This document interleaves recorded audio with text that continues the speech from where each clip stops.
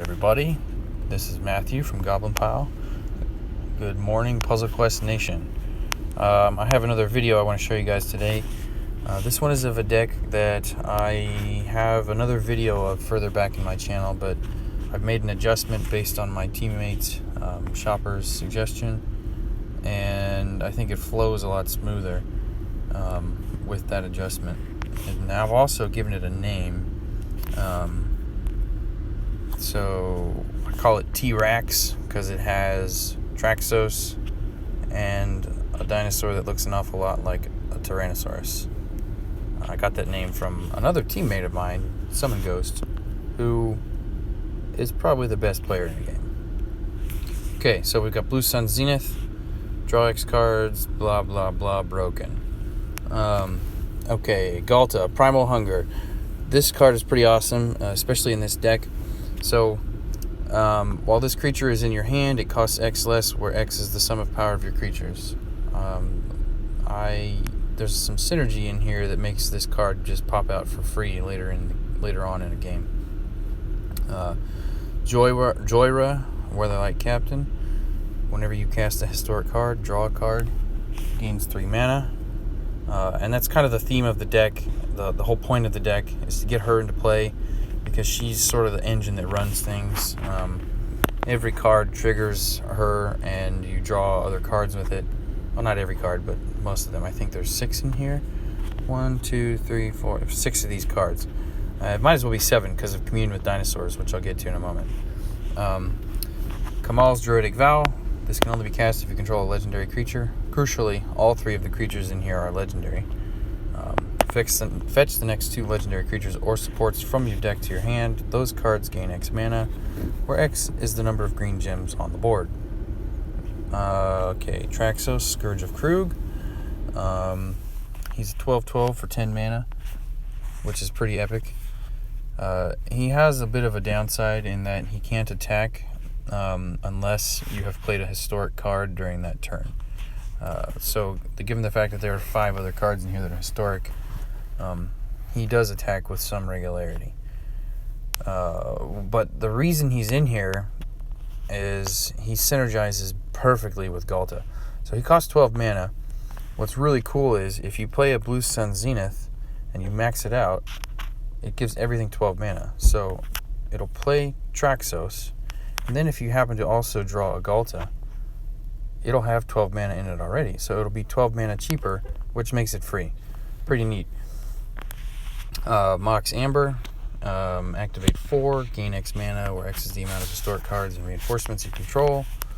Thunderherd Migration, this is in here for mana fixing, like ramp. And it also is, it's useful because it blows up the activates from Mox Amber from time to time. We have Commune with Dinosaurs. This one's in here because of Galta. It basically turns him into a 4 mana creature later on, because once the board gets full, Galta's just free. Elemental Bond. When you summon a creature with power 4 or more, you draw 1 card. All of these creatures meet that threshold, so it's another way to keep drawing cards. And then Gilded Lotus. So in my old deck, I had Vivian's Invocation, or Vinvo, or 6 if you like Roman numerals. So I pulled it out because my teammate Shopper pointed out that it was rather pointless to have that in there. And I realized he was right, because I rarely ever prioritized playing it. So I put this in instead as a way to fix my mana a bit, and to also count towards the historic aspects. And I just noticed it doesn't have the historic symbol. Weird. Huh. Okay. Alright, so here we go. Oh, and by the way, I use this on the Dimir node of Rising Tensions, and it works perfectly.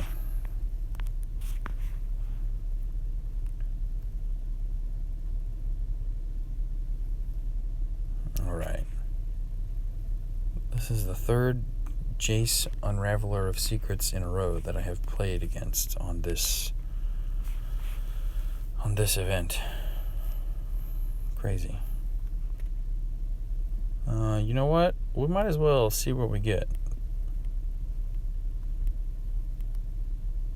Oh, we got a Thunderherd. That'll probably, depending on what he does, come in rather handy.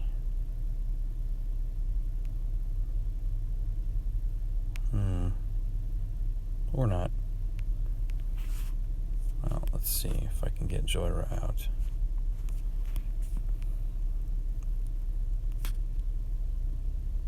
Oh, I just screwed that up.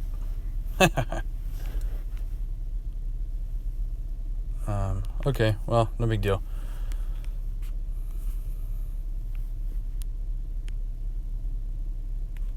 That's awesome. So now Galta will come out, and another one.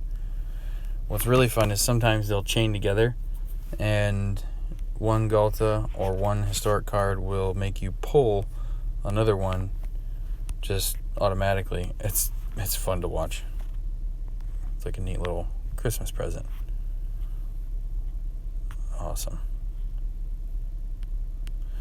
Now, the only downside of this deck is that typically Blue Sun Zenith can have problems getting off because the hand will fill up with all this nonsense, and then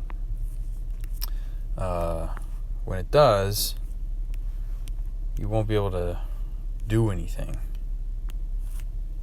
So let's see. I'm going to put the dinosaur card at the end and see what we get. Awesome. And it worked out. And maybe, just maybe, we'll get another cascade out of it when it look at that. That's exactly what I wanted. Awesome. Yeah, why not?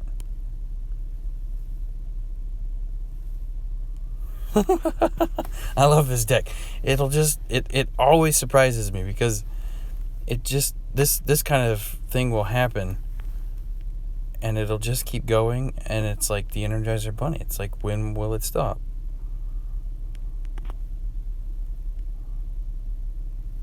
That is so much fun.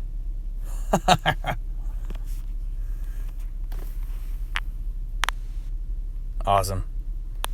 And really, whatever he does has no bearing on the game at this point because it's over. So I'll just do that, and we'll end this thing and put him out of my misery